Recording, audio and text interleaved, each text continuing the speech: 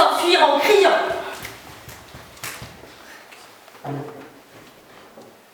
Le peuple des oiseaux habite où il s'y trouve, quand il s'y trouve. La joie du peuple des oiseaux n'est pas chose négociable. Le peuple des oiseaux est aventureux et couard.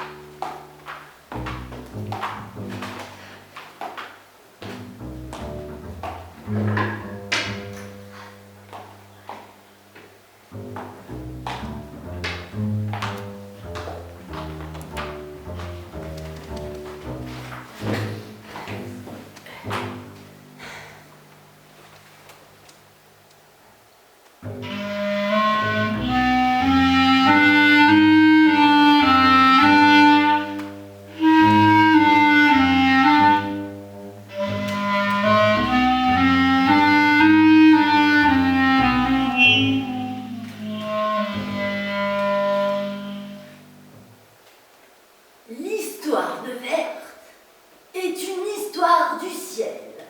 Et de la mer. Les pigeons la racontent aux flamants roses, Les aigles aux cigognes. les grues aux tourterelles, Les oies aux cygnes. même les oiseaux qui ne volent pas la connaissent. Les poules, Les dindes. les autruches parlent tout le temps de Verte et de sa grand-mère. Robert. Gardez bien ceci en tête, même si certains n'y croient pas. Les histoires du ciel sont des histoires vraies. Écoutez.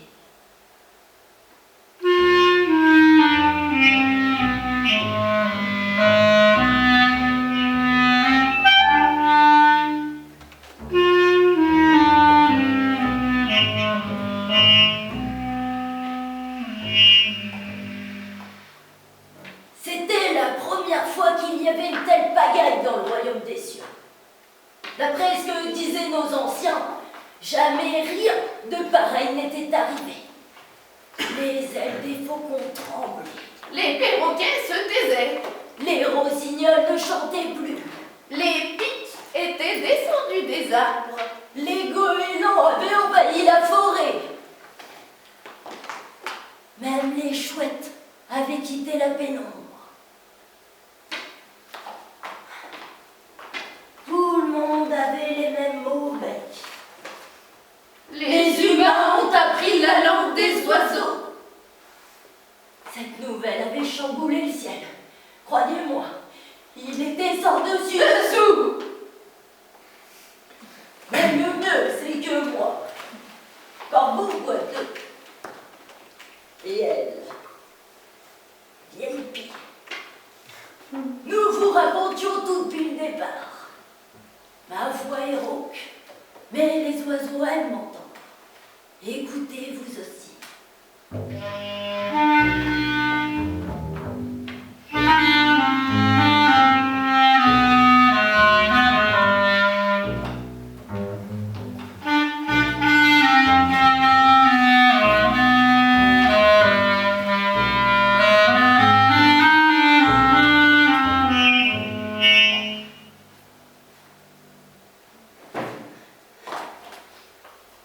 Tout a commencé par la chute d'un jeune pigeon azuré, tout touché par une seule.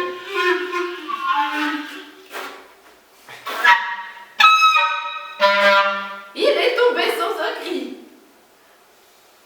Nous nous sommes tous figés. Nos ailes se sont figées. Que pouvions-nous faire?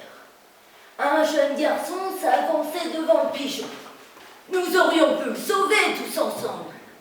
Mais nous avions peur. Très, très peur. C'est alors qu'un miracle se produisit. Une jeune fille apparut en poussant des cris et prit l'oiseau des mains du garçon. Elle commença à soigner ses blessures, le mit contre son cœur et rentra dans la maison à grands pas.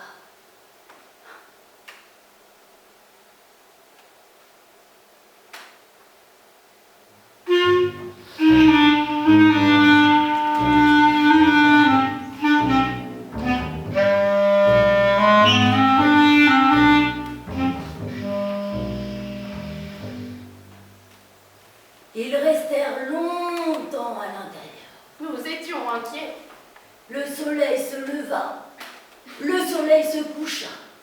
Les coqs chantèrent plusieurs fois. Nous avions perdu tout espoir quand la jeune fille réapparut dans le jardin.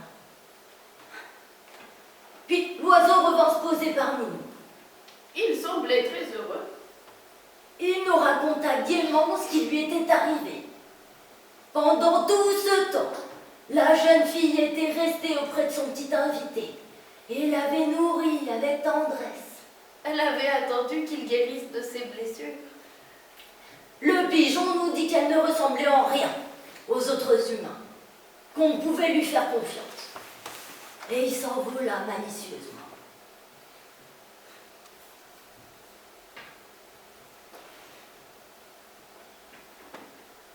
Tu te rappelles? C'était bien. Parfois, nos ailes ne nous tiennent plus. Parfois, nous partons attirés par un son, une odeur, et les forces nous manquent pour revenir.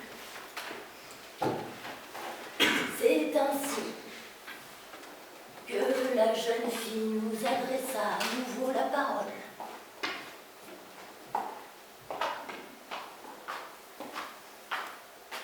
Nous l'entendîmes et nous n'en crûmes pas nos oreilles. Elle avait piaillé. Elle piaillait comme un oiseau. Oui, comme un oiseau. C'est alors que nous sortîmes de notre torpeur par les jasements moqueurs d'un merle tacheté. Et les piaillements fourbes d'une mésange crochue. Sa voix est pire que la mienne. Mais où a-t-elle appris notre langage? Ça, c'est le pigeon, ça. En si peu de temps. Ils sont restés ensemble des jours entiers, des mois. Mais comment lui a-t-il appris?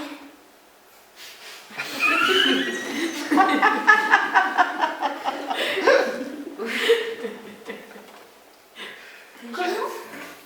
Déjà avant? Ah, déjà avant, elle s'asseyait devant la porte pour nous écouter. Ça veut dire qu'elle écoute vraiment? Où as-tu appris à piailler? Comment tu fais pour nous écouter? Les humains parfois nous prêtent l'oreille, mais jamais ils ne nous écoutent. Ils entendent notre musique, mais pensent à autre chose. Ils ne remarquent même pas que nous parlons. Ils pensent que seuls les humains parlent. C'est le pigeon qui t'a appris notre langue. Comment te l'a-t-il apprise? Comment est-ce possible en si peu de temps? C'est la première fois que nous rencontrons un humain qui parle notre langue. Quel genre d'humain es-tu?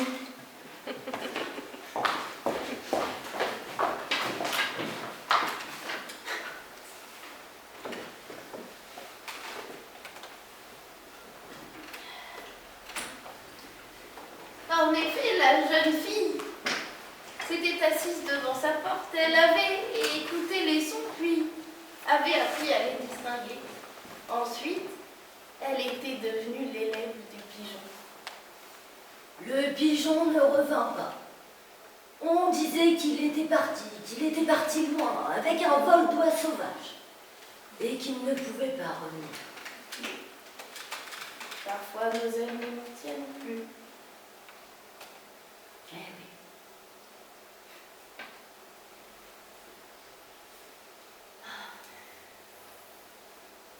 Bref, C'est ainsi que commença notre amitié. La jeune fille avait de très beaux yeux.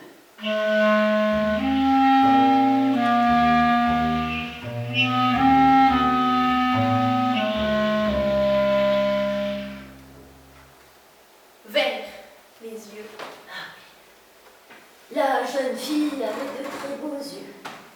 Vert. Nous avons décidé de l'appeler Verte. Tous les oiseaux s'accordaient. Elle était très différente des autres humains. Elle donnait sans rien attendre en retour. Elle aimait tout simplement.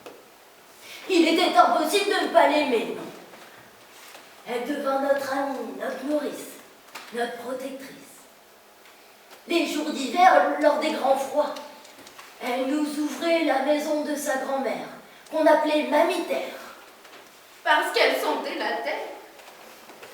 Le soir, accompagnée par les belles chansons des rossignols du sol, Verte et les vieux corbeaux nous racontaient des histoires.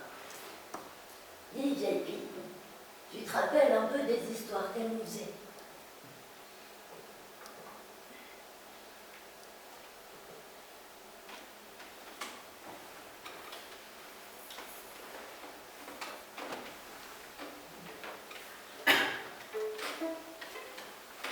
Ce matin, mes réveils